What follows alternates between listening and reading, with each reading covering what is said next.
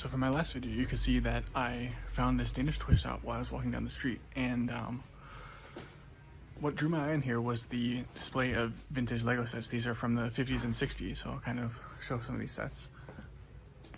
Most of these have the original box, which is super cool for sets this old.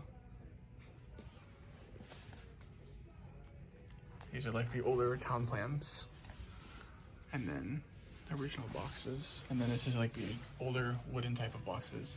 You can see these are all the old style of parts with the like the waffle pattern on the bottom of the plates, and you know, the prints look pretty good for being, you know, what, 50-60 years old. They also have a display of like the generations of Lego logos from 1934 and then all the way through 1998, which is where they the current Lego logo is.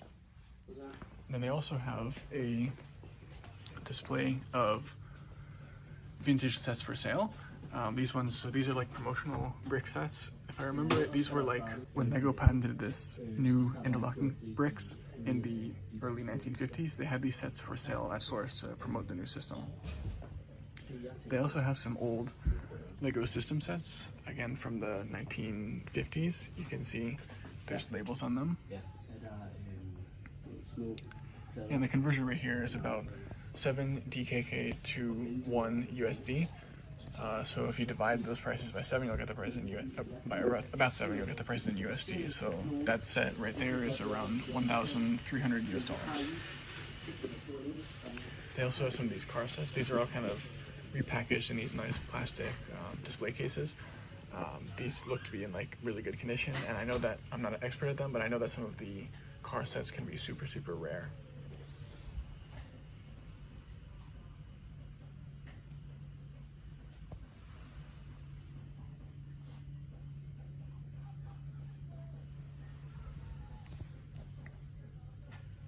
So yeah, you can see the price on these, the fire station sets, and then they also have a church.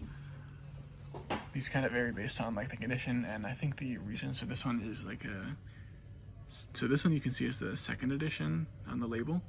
This one is just, I think, the first edition, and they're like kind of graded differently. So this is, I assume, the first edition, and this is a lot more expensive. It includes the Bedford fire engine in HO scale, and the printed bricks you can see are different as well. This one says Lego, this one says Falk. And then the church set, there are 2 different versions. The one in the back is 7,180. This one's 8,350. So yeah, super cool old stuff. Yeah, this is like a super cool old like display of vintage Lego. But then I started talking to the owner because I wanted to get permission to film these sets and put them on my YouTube channel, because I thought that even though it wasn't 12-volt stuff, it was super interesting to kind of see in an old toy shop. So then I talked to the owner, and he was curious. He was like, I said that I'm like a YouTuber, and he was like, what kind of content do you make? What are you interested in? And I said, well, I'm interested in, you know, 12-volt trains from the 1980s. And he said, well, we just purchased the largest privately owned collection of Legos in Denmark, over 8,000 sets. And I said, oh my God, like, where do you have them? Are they for sale? And he said, they're actually downstairs. You want to take a look? So I said, yes, please, because I knew that the 12-volt sets would most likely have the Danish, Swedish, and Finnish boxes, which, as you know on my channel, are quite hard to find because they were only released in the Scandinavian countries.